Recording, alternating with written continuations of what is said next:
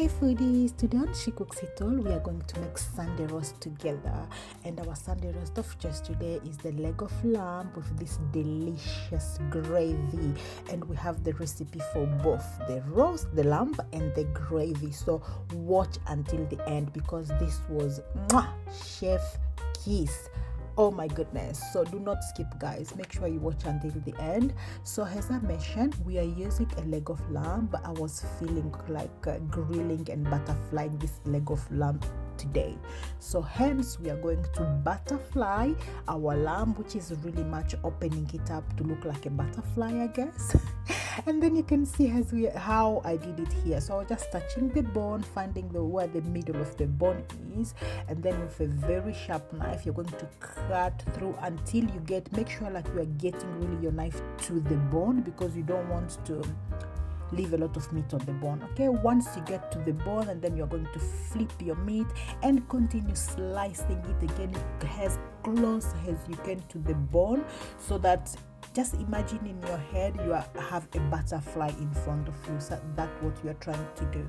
You can get an already butterflied leg of lamb, but they tend to be expensive because obviously they will charge you for all this work, but I like to do it myself. Okay, and that bone we are going to use it later for the gravy. That's why I told you to watch this video till the end, because oh my goodness, that gravy, baby, that gravy was delicious. Okay, so we are nearly there. Make sure your knife is really sharp and make sure you are careful, because I ended up cutting myself, guys. Keep that bone on the side for now, and here we have it, our butterfly leg of lamb. I'm going to place this on a tray where I'm going to marinate this.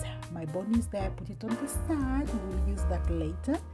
And the rub I'm using in this recipe, I'm going to share the recipe for that down below, because it's so good. Or you can use your favorite rub, okay?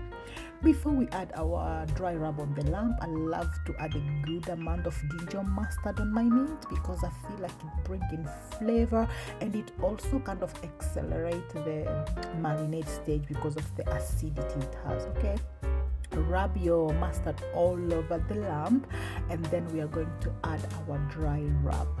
Make sure you don't use all. Keep about a tablespoon for the gravy later, because you're going to see when we use that. Okay, so make sure you cover generously all around the meat. Flip it on the other side. There is no space that should be seen. Everything should be covered with the mustard and the dry rub. Okay, and then guys, I like to go ahead and just add a little bit of a drizzle of olive oil and lime juice.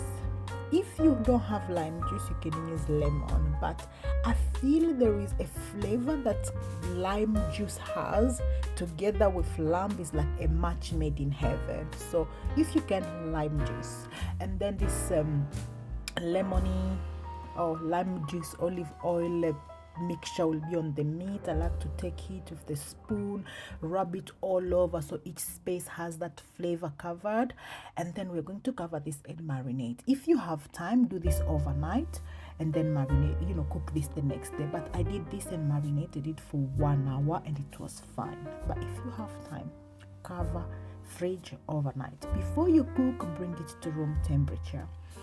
My grill is ready. I'm using charcoal and wood. You can cook this in the oven. Place the meat on the wire rack if you're cooking this in the oven, so that the heat can circulate all over.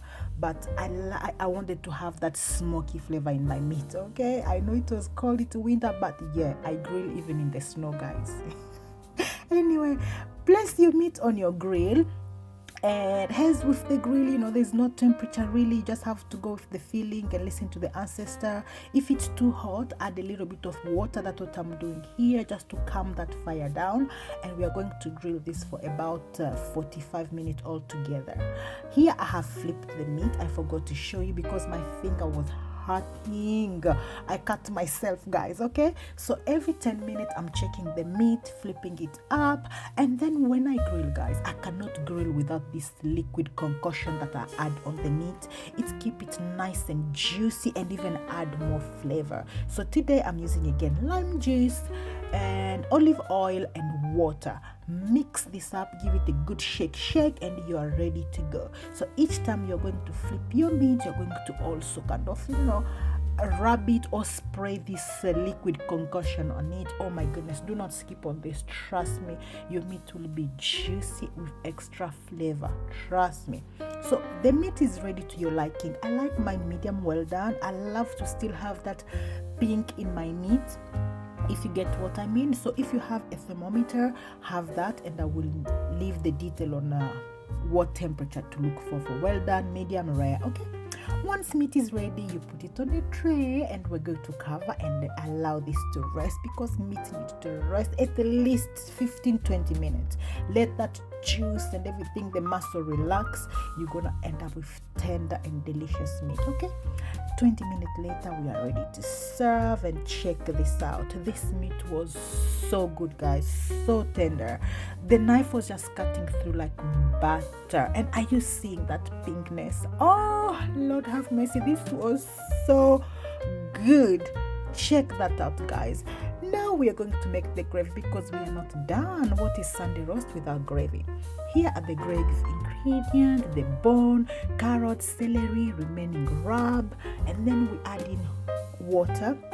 Make sure it covers all the way to the bone. My pot was small. Have a big enough pot, not like me, guys. Okay, I like to remove those beginning foam at the beginning when the meat is boiling, before I cover this, and then allow this to simmer for about 2 hours on low, until look at all that liquid has evaporated. So we have a very strong lamb bone flavor in there. Oh, and then we are going to separate the fat from the juice. This fat separator is amazing. If you can, get you one. Okay, and now let's make the gravy. To make the gravy, the base is simple. We just have butter and flour, and again, as I mentioned, guys, everything is down in the description below, so check that out. Okay, we are going to fry the flour until it's nice and cooked, about 2 to 3 minutes. You don't want the flour flavor, we want it to fry so it's not tasting like flour, and that will be the base for our gravy. We are going to return now this gravy or stock that we made before into the pan.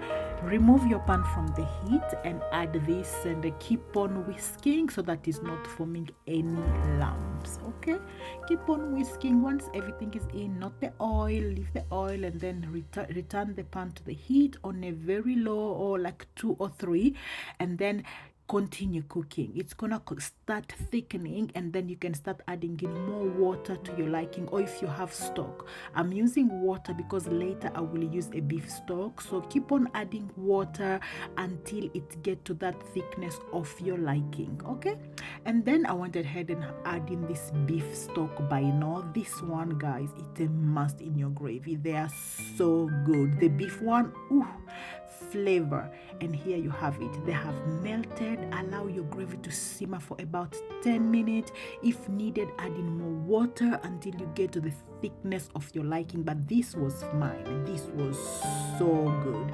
No need to add any salt or anything, because all those flavors that we have used before, they have the salt, but you can if you want to, okay, to your liking. And then it was time to eat. This gravy was so good, guys. And here we have it, our lamb and the gravy. I served it with some Yorkshire pudding, mashed potato, carrot, the whole shebang, and it was so good. And of course, what is Sunday roast without a little red? Thank you so much for watching, guys. I hope you're inspired. I hope you managed to watch up until the end. And until next time, have a good one, guys. Bye.